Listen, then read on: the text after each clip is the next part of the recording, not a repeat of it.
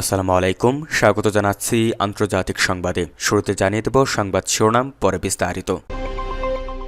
প্রথমে জানিয়ে দেব ট্রাম্পের হুঁশিয়ারি, রাশিয়া ইউক্রেন যুদ্ধ তৃতীয় বিশ্বযুদ্ধে গড়াতে পারে। আরও জানিয়ে দেব ট্রাম্পের যুদ্ধবিরতি ঘোষণার পরও থাইল্যান্ড বোমাবর্ষণ করছে, অভিযোগ কম্বোডিয়ার। এবার ইসরায়েলের বিরুদ্ধে রায় দিয়ে টানাপোড়েনে বিচারকরা। এদিকে শত্রুদের উদ্দেশ্যে চ্যালেঞ্জ ছাপিয়ে সামনে এগিয়ে চলেছে ইরান, হুঁশিয়ারি খামেনির। অন্যদিকে চ্যালেঞ্জ মোকাবেলায় একসঙ্গে ইরাক রাশিয়া।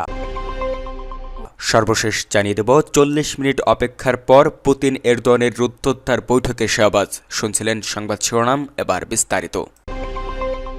ট্রাম্পের হুঁশিয়ারি, রাশিয়া ইউক্রেন যুদ্ধ তৃতীয় বিশ্বযুদ্ধে গড়াতে পারে। রাশিয়া ও ইউক্রেনের মধ্যে চলমান যুদ্ধ তৃতীয় বিশ্বযুদ্ধে গড়াতে পারে বলে হুঁশিয়ারি দিয়েছেন যুক্তরাষ্ট্রের প্রেসিডেন্ট ডোনাল্ড ট্রাম্প। স্থানীয় সময় গত বৃহস্পতিবার হোয়াইট হাউসের এক অনুষ্ঠানে ট্রাম্প বলেন, শুধু গত মাসেই এই দুই দেশের যুদ্ধে 25,000 সেনার মৃত্যু হয়েছে। এই মুহূর্তে এই রক্তস্রোত বন্ধ চান জানিয়ে ট্রাম্প বলেন, আমি চাই হত্যাযজ্ঞ বন্ধ হোক। সর্বশেষ গত মাসে 25,000 সেনা মারা গেছেন। আমি দেখতে চাই এই হত্যাযজ্ঞ বন্ধ হোক। এই লক্ষ্যে আমরা কঠোরভাবে কাজ করছি। রাশিয়া ইউক্রেন যুদ্ধ চলতে থাকলে এটি তৃতীয় বিশ্বযুদ্ধে গড়াতে পারে হুঁশিয়ারি দিয়ে ট্রাম্প বলেন, এমন কিছু তৃতীয় বিশ্বযুদ্ধে গড়াবে। আমি অন্যদিনও বলেছি সবাই এই ধরনের খেলা খেলা যাচ্ছে, এতে যুদ্ধ তৃতীয় বিশ্বযুদ্ধে গড়াবে। আমরা চাই না এমনটি হোক।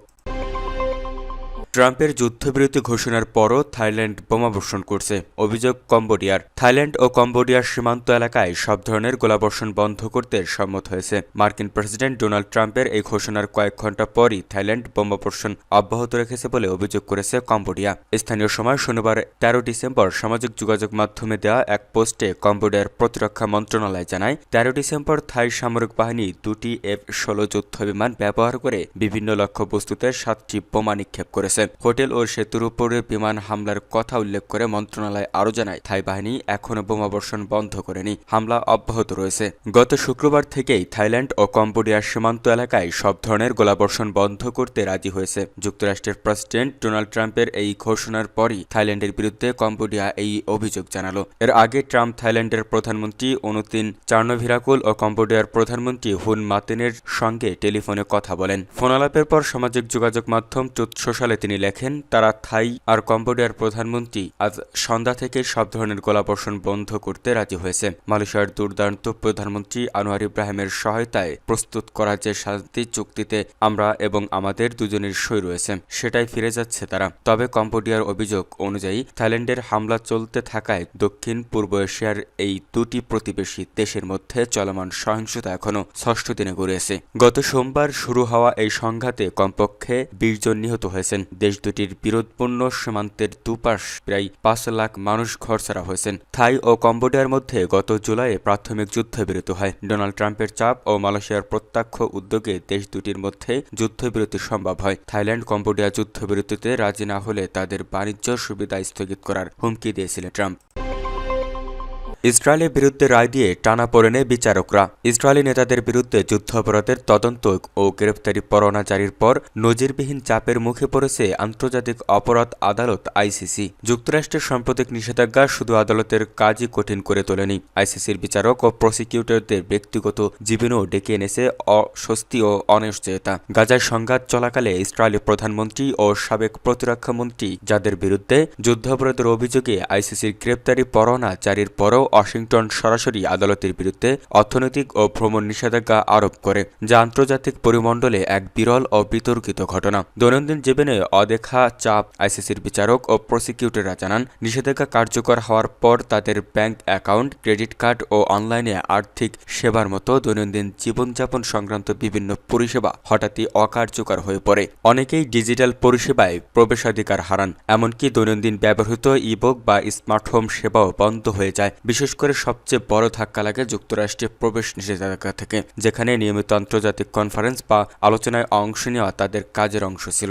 একাধিক বিচারক জানান, নিষেধাজ্ঞা তাদের পরিবারের সদস্যদের উপরও প্রভাব ফেলেছে, বিশেষ করে সন্তানদের শিক্ষা ও ভ্রমণ পরিকল্পনায়। এক বিচারক বলেন, আমাদের এমন এক তালিকায় ফেলা হয়েছে যেখানে সাধারণত অপরাধী ও সন্ত্রাসী কর্মকাণ্ডে জড়িতদের নাম থাকে। এটি আমাদের পেশাগত সম্মান ক্ষুণ্ণ করে। চাপের মধ্যে অটল আইসিসি। যুক্তরাষ্ট্রের নিষেধাজ্ঞার ফলে সৃষ্ট বিভিন্ন বাধা ও প্রতিকূলতা উপেক্ষা করেই তাদের উপর আরোপিত দায়িত্ব যথাযথভাবে পালনের প্রত্যয়ের কথা জানিয়েছেন আইসিসির বিচারক ও প্রসিকিউটররা। তারা বলছেন, এই নিষেধাজ্ঞা বিচার প্রক্রিয়া থামাতে পারবে না। আন্তর্জাতিক আইনের প্রতি শ্রদ্ধাশীল ও অবিচল থেকে তারা তদন্ত ও শুনানির কাজ চালিয়ে যাবেন। চাপ যতই হোক, ন্যায় বিচারের দায় থেকে তারা পিছিয়ে যাবেন না। গতকাল শুক্রবার বার্তা সংস্থা অ্যাসোসিয়েট প্রেসের এপি প্রতিবেদনে বলা হয়েছে, নিষেধাজ্ঞার কারণে হেগের আদালতের 9 জন কর্মকর্তা, যাদের মধ্যে 6 জন বিচারক এবং প্রধান প্রসিকিউটরও রয়েছেন, ব্যক্তিগত আর্থিক লেনদেন, অনলাইনে কেনাকাটা, অ্যাকাউন্ট ব্যবস্থাপনা, এমনকি ইমেল ব্যবহারে বড় ধরনের বাধার মুখে পড়েছে। তাদের যুক্তরাষ্ট্রে প্রবেশও নিষিদ্ধ করা হয়েছে, যা সাধারণত সন্ত্রাসবাদ বা গুরুতর অপরাধে অভিযুক্ত ব্যক্তিদের ক্ষেত্রে আরোপ করতে দেখা যায়।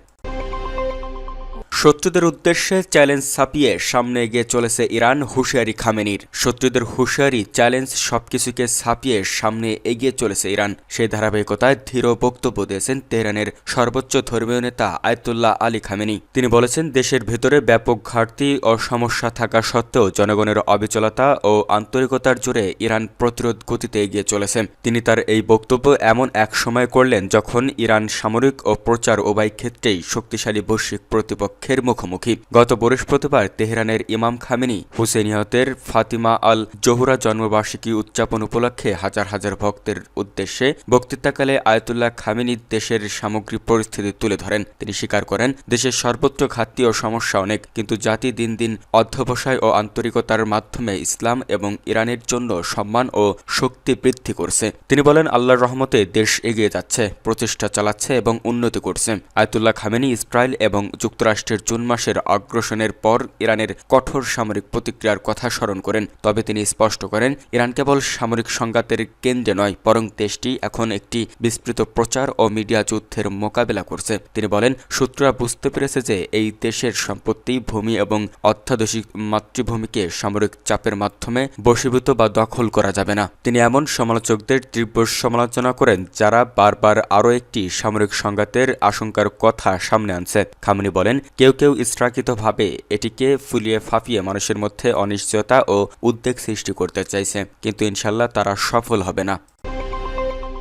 চ্যালেঞ্জ মোকাবেলায় একসঙ্গে ইরাক ও রাশিয়া আঞ্চলিক ও বৈশ্বিক নানা চ্যালেঞ্জ মোকাবেলায় পারস্পরিক সমন্বয় জোরদারে একমত হয়েছে। গত শুক্রবার তুর্কমেনিস্তানের রাজধানী আশবাগাতে অনুষ্ঠিত এক বৈঠকে এই বিষয়ে আলোচনা করেন ইরানের প্রেসিডেন্ট আব্দুল লতিফ রশিদ ও রাশিয়ার প্রেসিডেন্ট ভ্লাদিমির পুতিন। ইরাকের প্রেসিডেন্ট দপ্তরের এক বিবৃতিতে বলা হয়, international forum for piece and trust এর সাইডলাইনে হওয়া এই বৈঠকে দুই দেশের দ্বিপক্ষীয় সম্পর্ক, সহযোগিতার সম্ভাবনা ও পারস্পরিক স্বার্থ সংশ্লিষ্ট বিষয়গুলো পর্যালোচনা করা হয়। বৈঠকে প্রেসিডেন্ট রশিদ পূর্বে স্বাক্ষরিত চুক্তি ও সমঝোতার স্মারকগুলো বাস্তবায়নের রাজনৈতিক পরামর্শ পুনরায় শুরু করার উপর গুরুত্ব দেন। এসব চুক্তির মধ্যে পরিবহন সহ বিভিন্ন খাতে সহযোগিতার বিষয় রয়েছে। এছাড়া দুই নেতা নিরাপত্তা ও স্থিতিশীলতা সংক্রান্ত বাড়াতে থাকা চ্যালেঞ্জের প্রেক্ষাপটে সাম্প্রতিক আঞ্চলিক ও আন্তর্জাতিক পরিস্থিতি নিয়েও মতবিনিময় করেন। উল্লেখ্য, জাতিসংঘ সাধারণ পরিষদের 2024 সালের মার্চে গৃহীত এক প্রস্তাব অনুযায়ী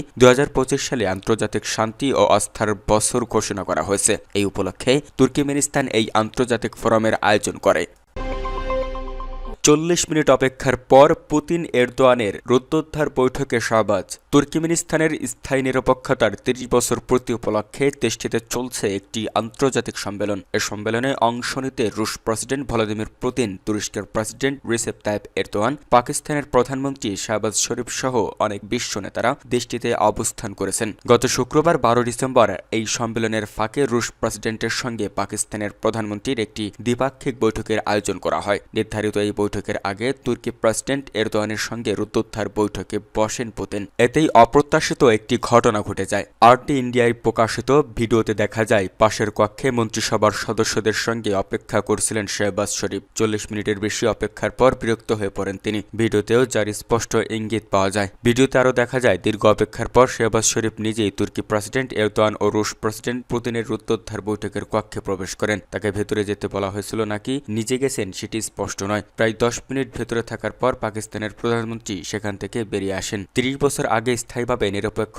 দেশে পরিণত হয় তুর্কমেনিস্তান। 1995 সালের 12 ডিসেম্বর জাতিসংঘের সাধারণ পরিষদ সর্বসম্মতিক্রমে এটির স্বীকৃতি দেয়। নিরপেক্ষ দেশ হয়ে তুর্কমেনিস্তান সামরিক জোটে যোগ না দেয়, আত্মরক্ষা ছাড়া অন্য কোনো দেশের দ্বন্দ্বে জড়িত না হওয়া এবং নিজ ভূমিতে অন্য দেশের ঘাঁটি স্থাপন না করার প্রতিশ্রুতি দেয়।